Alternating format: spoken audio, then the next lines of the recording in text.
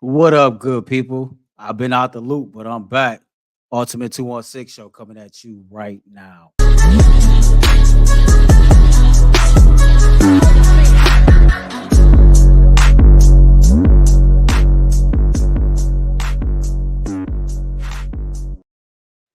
What up, good people? It's your host, Earl of Pearl, man, and you are watching a brand new episode of the Ultimate 216 show. Listen, man, I've been on a hiatus. I don't think I've done this show for maybe in about 3 weeks. Did my last show with Abdullah Mason. Shout out to him. Took a vacation, then had some personal issues going on. But it's good to be back with you all. Surprised you all with the Wednesday episode. Think I'm going to still do an episode tomorrow before the Thursday night football game. A couple things to get into, not going to be here long. So I want to start a new segment, and I need your help to make sure this segment kind of like don't flop. We're going to call it Drop and Give Me 10. And what we're going to do is each week, we're going to take maybe 2 to 3 Cleveland Browns players who had a bonehead play in a previous game, and they're going to have to drop and give us 10 push-ups. Because it's kind of like one of those situations, when you drop a football pass back in the day that you should catch, and then your brother be like, oh, no, you got to drop and give me 10. That's what this is. So make sure you drop in the chat who you think on the Cleveland Browns roster should drop and give you 10 push-ups based on what they did throughout the game last week, and we'll take it from there. So for this week, I got the 3 on my own. After that, we're going to come up with them together. Sounds good to you all? Cool. The first person on the list for drop and give me 10 is my homeboy, corner MJ Emerson. Listen, MJ, you're one of the best corners in football, man. I'm always bragging about you. You get the interception right there in your hands in the second quarter, 2nd and 7. It's right there for the taking, right? You probably can take that back to the house for 6. What happens? The very next play on 3rd down, Trevor Lawrence scrambles out of the pocket for 33 yards. That led to the Jacksonville Jaguars' first points of that game Sunday. Second on the drop and give me 10 list is going to be Amari Cooper. Listen, we've talked about it at nauseum, it seems like all week, and it's only Wednesday, right? Amari Cooper has not showed up the ball. He got 30 receiving yards this entire season through the first 2 weeks of the week. Here's the stat that's more depressing than anything.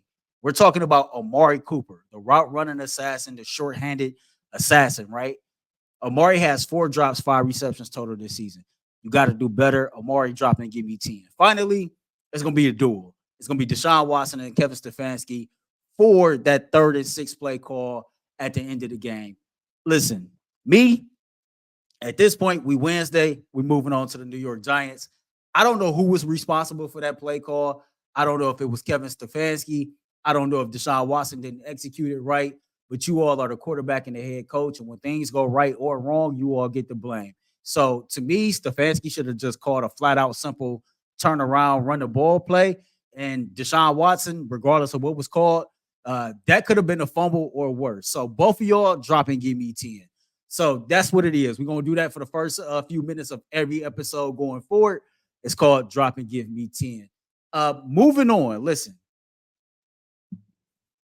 we spoke last week about how the Cleveland Browns won an ugly game. And in the NFL, more often than not, you are going to win ugly. We seen Deshaun Watson play better than what he did week 1. The offensive line, to me, they pass blocked a little bit better than what they did week 1.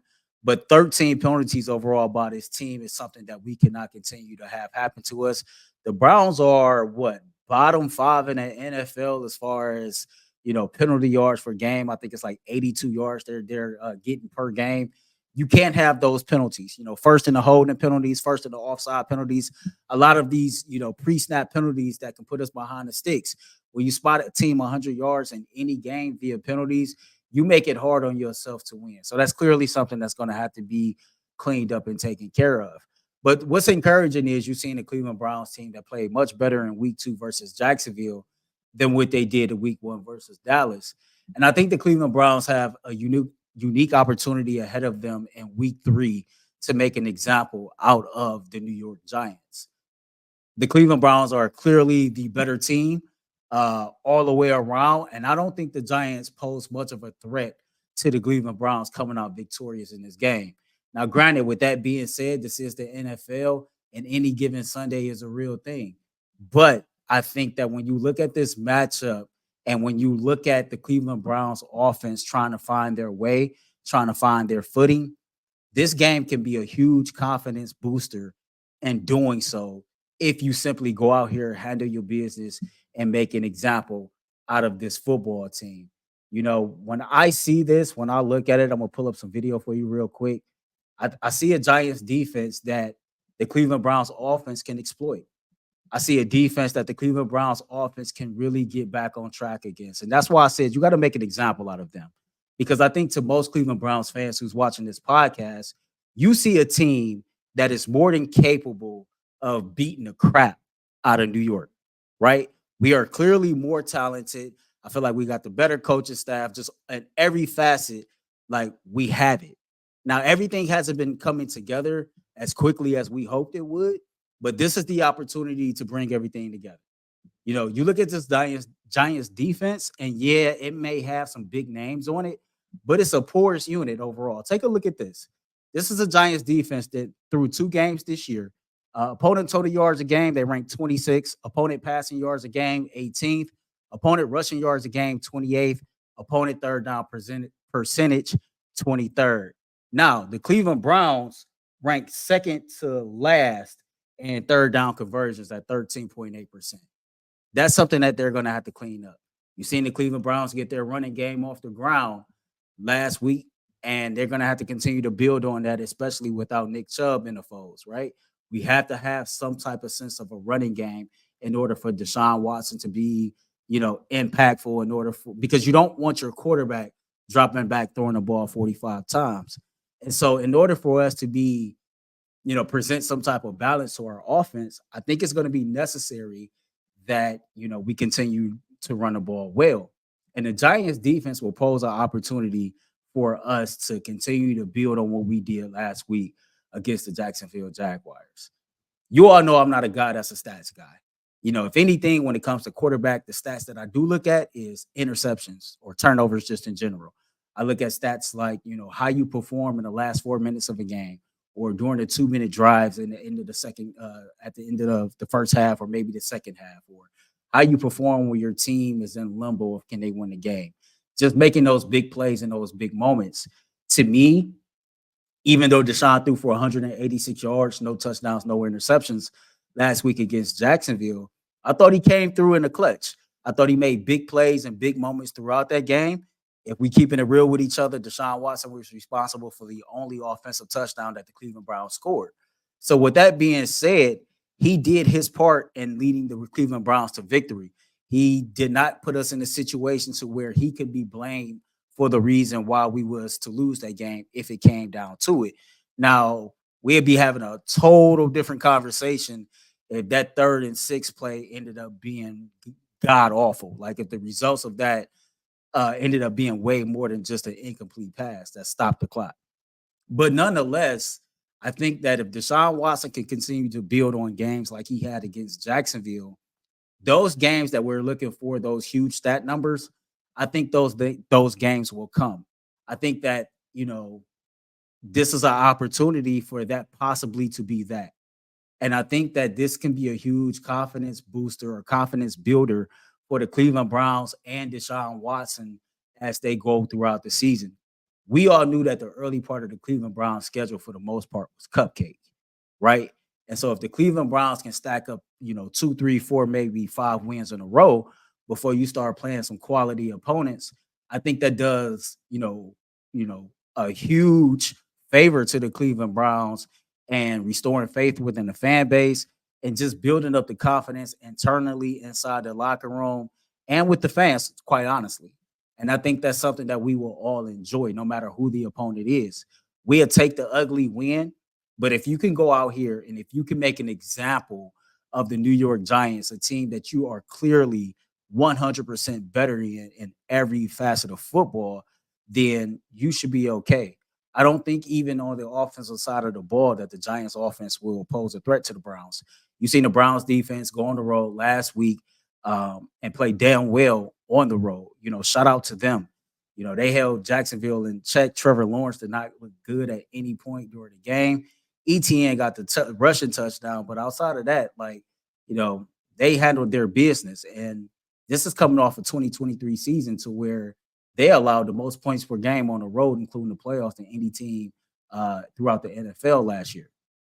So for them to get their first test on the road and to pass that test, I can only imagine that you're going to build on that momentum when you get back home to Huntington Bank Field in front of your fans, going against a Giants offense to where, let's be real, Daniel Jones is not scaring anybody. Malik Neighbors is probably their only weapon, but I'm pretty sure Denzel Ward and MJ Emerson got that on lock. Outside of that, man, I'm not seeing much that poses a threat. Devin Singletary is a decent back, but you know what? When you look at that offensive line, everybody outside of who Andrew Thomas, who was drafted the same year, Jed Wills, go figure. Everybody outside of him is not anybody that poses a real threat. The Giants' offensive line has had its issues as well, and we talk about our offensive line and our issues and the different defensive fronts that we've faced so far this season. What the same can be said about the Giants as they come to Cleveland and have to take on our defensive front.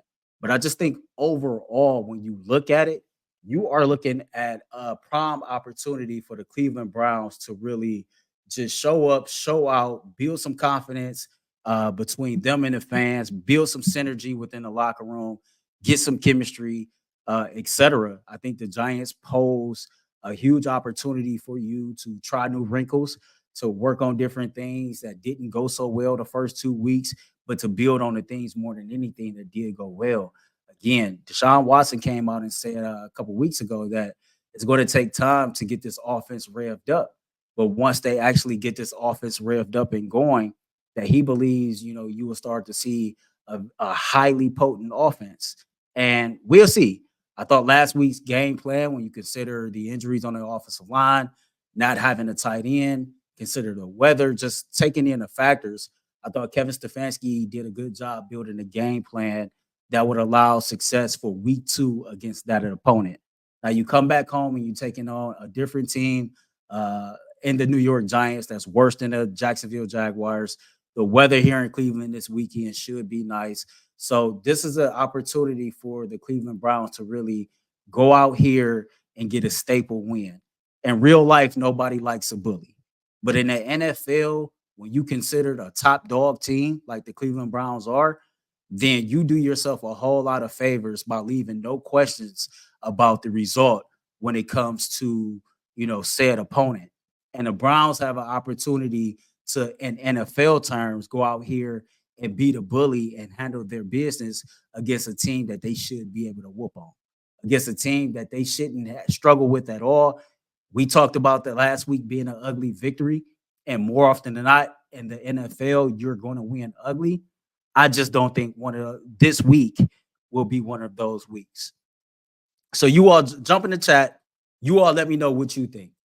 Does week 3 versus the New York Giants pose an opportunity as a confidence builder for the Cleveland Browns offense overall as a team? And more importantly, our quarterback, Deshaun Watson. Based on what you've seen last week against the Jacksonville Jaguars, do you think seeing the quality of this week's opponent and the fact that we're playing at home, that Deshaun Watson has an opportunity there to light it up, man? Don't forget, man, like, subscribe, drop what you think in the chat. We're going to take a quick break. We're going to come back and we're going to wrap this up with some Cleveland Browns players I think that you should start this week against the New York Giants. I want you to know that today's episode of the Ultimate 216 Show is brought to you by FanDuel. Listen, FanDuel, you've heard us talk a lot about it, America's #1 sports book. Well, we have something a little different for you. Now through September 22nd, all FanDuel customers can get $5 and get a 3-week free trial of NFL Sunday Ticket from YouTube and YouTube TV. Then, with the YouTube TV-based plan, you'll be able to watch every regular season Sunday afternoon out of market games. All you'll need to do is have a Google account and a current form of payment, and you can cancel anytime.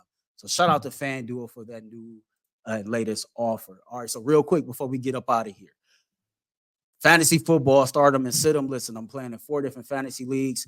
Went 3-1 last week. Having some success early on. As far as the UCSS Fantasy League, got whooped on by Mikey McNuggets. had Tua, had Baker, and I got Caleb Williams as my quarterbacks for whatever reason. We got a 2-quarterback lead, and I can't seem to get that right. But this week, as far as the Browns and Giants game, listen, hands down, right? Start the Giants defense. I mean, not excuse me. Whoa, pause. Hands down, start the Cleveland Browns defense, right? You're going up against a New York Giants offense that's not that great. This is a Cleveland Browns defense that's dominant. Again, back at home where they play lights out all last season. I think they're going to show up and have a very dominant performance. I think the Cleveland Browns even get a defensive touchdown this week. I'm going to start Jerry Jeudy as well. Jeudy has clearly been the most reliable Cleveland Browns wide receiver throughout the first 2 games of the season. He seems to have some synergy with Deshaun Watson. We did a great job this week, I think, of breaking down when Deshaun goes off the scramble. Jeudy seems to be scrambling with him. I'm gonna also start Jerome Ford this week. Listen, the New York Giants, man, their opponent rushing yards per game is 28th in the entire NFL. We all know if somehow, some way that you can establish the run in this league, it does wonders for you towards becoming more successful. So I'm gonna start Jerome Ford. I'm starting Jerry Jeudy, and I'm gonna start the Cleveland Browns defense this week at home against the New York Giants. Don't forget, man, catch every spinoff show with the Ultimate Cleveland Sports Show, the Behind the Glass, which me, Mike, and Ant recorded and posted last night, I do believe. Go check that out. You got the Ultimate Brown Show, Ultimate Guardians Show, Ultimate Buckeye Show with Tyvis and Dustin. Of course, this show, the Ultimate 216 Show. Like, subscribe, drop that hashtag U216. Until the next time, that next time could be tomorrow. I am out of here. Peace.